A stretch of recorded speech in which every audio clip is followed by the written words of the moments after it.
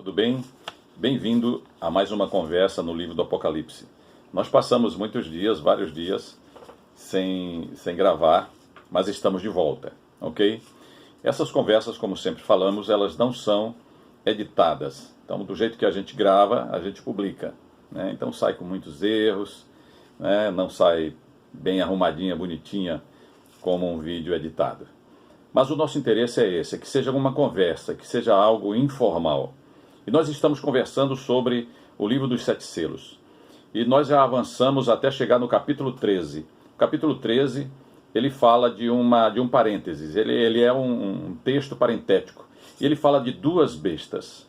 A primeira besta nós já falamos, ela é um império mundial. Por que nós sabemos que ela é um império mundial? Nós falamos também. Porque lá no livro de Daniel, né, a gente verifica a identificação da estrutura dos impérios mundiais que surgiram na história, né, Babilônia, Média-Pérsia, Greco-Macedônico e Roma, o Império Romano. Nós identificamos a estrutura da primeira besta com aqueles mesmos elementos, com aquela mesma aparência daqueles impérios mundiais, né? Por quê? Porque ela tem boca como de leão, ela tem patas, né, os pés como de urso, e ela tem um corpo como um corpo de leopardo. Então, esta primeira besta, nós vimos que ela é um império mundial. Ela se identifica certinho com aqueles atributos dos impérios mundiais que surgiram na marcha da história e que foi profetizado pelo profeta Daniel. Mas agora chegamos na segunda besta. E aqui nós vamos ler 2 versículos apenas, né? Apocalipse capítulo 13, versos 11 e 12. Diz assim: Vi ainda outra besta emergir da terra. Possuía 2 chifres, parecendo cordeiro, mas falava como dragão. Exerce toda a autoridade da primeira besta na sua presença. Faz com que a terra e os seus habitantes adorem a primeira besta, cuja ferida mortal fora curado. Ou curada, fora curada, melhor dizendo. Muito bem, eu quero me ater ao versículo 11. O versículo 11 diz que surgiu outra besta, né? A primeira besta surgiu do mar, né? É o que diz aí o verso primeiro. Vi emergir do mar uma besta, que é a primeira besta. Então o mar nós vimos, segundo lá uma referência de Isaías, que diz que o mar são como os povos agitados, né? Que lançam de si lama e lodo. Lá no Apocalipse também, no capítulo 17, nós vimos também que são povos, multidões, nações e línguas. Então a primeira besta, que é o Império Mundial, surgiu dos povos, surgiu das nações. Mas a segunda besta, ela é diferente, ela surge da terra. A terra é um sistema político, vamos dizer assim, estruturado. Nós não vamos descer a muitos detalhes, porque nós queremos mais na frente identificar o anticristo, né? E nós vamos identificar o anticristo como essa segunda besta. Só que nós temos muitos elementos de convicção para identificarmos o anticristo, né? E nós não queremos ainda entrar em muitos detalhes sobre essa origem, que ela emerge da terra. Mas é uma estrutura, digamos, mais estável, uma estabilidade, que tem uma estabilidade política, militar, né? De alguma estrutura, de algum canto, que tem estabilidade política. O império surge do mar agitado, que tem muitas revoluções, que tem muitas guerras. É uma situação de instabilidade política, de instabilidade militar também. Então os impérios mundiais, todos eles se levantam do meio dos povos em meio a muita instabilidade política, militar e econômica. Mas esta segunda besta, ela surge da terra. Então nós vamos ficar por aqui nessa questão da terra. Num outro momento nós vamos falar, quando nós estivermos identificando este personagem, esta segunda besta, que nós vamos identificar lá na frente como sendo o anticristo. Mas antes nós vamos nos ater a alguns detalhes desta segunda besta. O que é mais interessante a gente observar nesse vídeo que nós começamos a falar sobre a segunda besta, é que a segunda besta é um homem. A segunda besta não é uma estrutura de império como a primeira besta, né? Ele é um homem. Ele é um homem que tem influência mundial. Ele é um líder mundial. E aqui nesse versículo ele diz que possuía 2 chifres, parecendo cordeiro, mas falava como dragão. Aqui nós já vemos que este líder mundial, esta pessoa, ele tem 2 chifres como de cordeiro. E aqui é muito importante a gente se deter sobre essa questão do cordeiro, né? O cordeiro, na Bíblia, ele aponta para Jesus. Ele fala de Jesus, porque teve lá o cordeiro pascal, cordeiro da Páscoa, que aponta para Jesus. E a gente vai encontrar no Evangelho de João, capítulo 1, João Batista batizando as pessoas que se arrependiam dos seus pecados e que vinham para ele, para o batismo. Daí a pouco surge alguém que ele diz assim: este é o Cordeiro de Deus, que tira o pecado do mundo. E ele apontou para Jesus.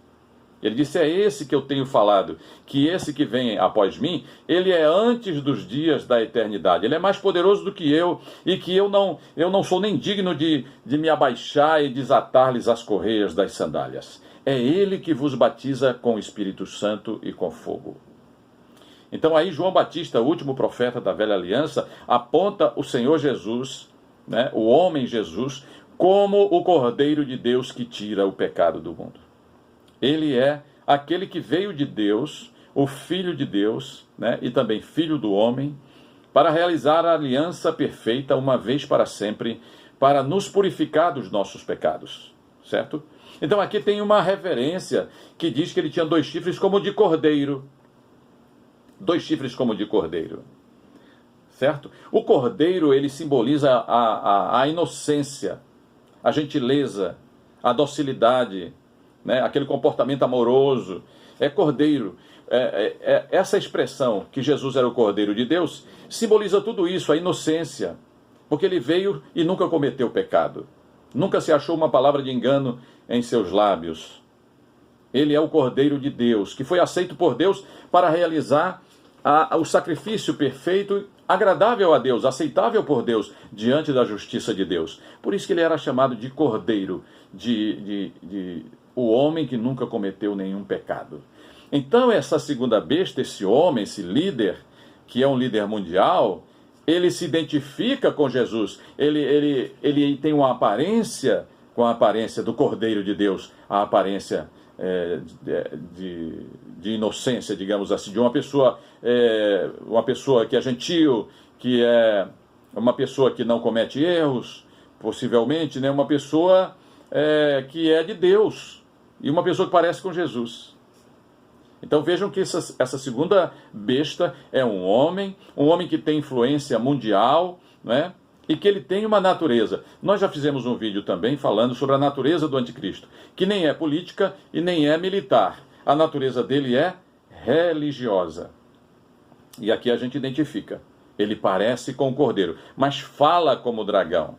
Então, ele só tem essa aparência de uma pessoa correta, de uma pessoa que fala da parte de Deus, né? E ele tem uma boca que fala, né? Uma boca que fala, só que ele fala como dragão. Nós já sabemos quem é o dragão. O dragão é Satanás. Capítulo 12 de Apocalipse, versículo 9, que a antiga, né, que aquele dragão que se coloca diante daquela mulher para lhe devorar o filho quando nascesse, ele é a antiga serpente, que se chama Diabo e Satanás, o sedutor de todo mundo, né? Esse verbo seduzir significa convidar para fazer uma coisa errada. Se eu convidar você para fazer uma coisa certa, uma coisa correta, isso não é seduzir, é um convite legítimo. Mas o dragão, ele seduz os que habitam sobre a terra para fazer o pecado, para cometer o pecado. Portanto, ele é o tentador. Ele é aquele que tenta as pessoas para fazer as coisas erradas. Erradas por que estão erradas? Por que nós dizemos que são erradas, né? E por que ele é chamado na Bíblia de sedutor? Porque ele chama as pessoas, ele induz as pessoas, ele fomenta, ele provoca as tentações para as pessoas errarem. Errarem significa fazerem as coisas fora do alvo. O alvo é o plano de Deus. O alvo são os mandamentos de Deus. O alvo é a lei de Deus. E quando nós erramos e cometemos um erro diante da lei de Deus, do plano de Deus, do caminho de Deus, nós pecamos. Esse é um termo técnico da Bíblia. Nós cometemos um pecado. E só tem um personagem no mundo inteiro que trabalha incansavelmente para a gente cometer os erros diante de Deus, que é o dragão, que é a antiga serpente que se chama Diabo e Satanás, o sedutor de todo mundo. E quando nós pecamos, ele corre diante de Deus e diz assim: olha lá o teu filho, olha lá aquele que diz que é teu filho, ele está cometendo pecado diante de ti, então eu quero que você faça, que o Senhor faça uma punição contra ele, e destrua a sua família, e destrua os seus bens, e tire a sua saúde, e tire as coisas que ele ama. É assim o jogo do dragão. É assim o jogo de Satanás. Então esta segunda besta, ela é um homem, e este homem tem uma influência mundial, e este homem é um líder religioso, reconhecido no mundo inteiro como um grande líder mundial. Ele parece cordeiro, mas ele fala como um dragão. Eu quero destacar isso. Ele tem uma boca, ele fala, né? Ele não é um império. O império decide, mas quem vocaliza, quem fala, quem leva o engano para as pessoas no mundo inteiro é esta segunda besta, é este homem, é este personagem. Ele parece o cordeiro, mas ele fala como o dragão. E quem é este grande líder religioso? Quem é ele? Quem nós podemos identificá-lo? Eu já dei uma dica que ele é o anticristo. Mas quem é ele aí na fila do pão? Quem é ele no contexto das nações? Será que ele está vivo? Será que ele já existe? Comente aqui, né? Deixe o seu comentário aqui nesse vídeo que nós vamos chegar lá. Nós vamos chegar lá, tá certo? Se você gostou desse conteúdo, compartilha com os teus amigos. E que Deus te abençoe, que Deus te guarde e até a próxima conversa.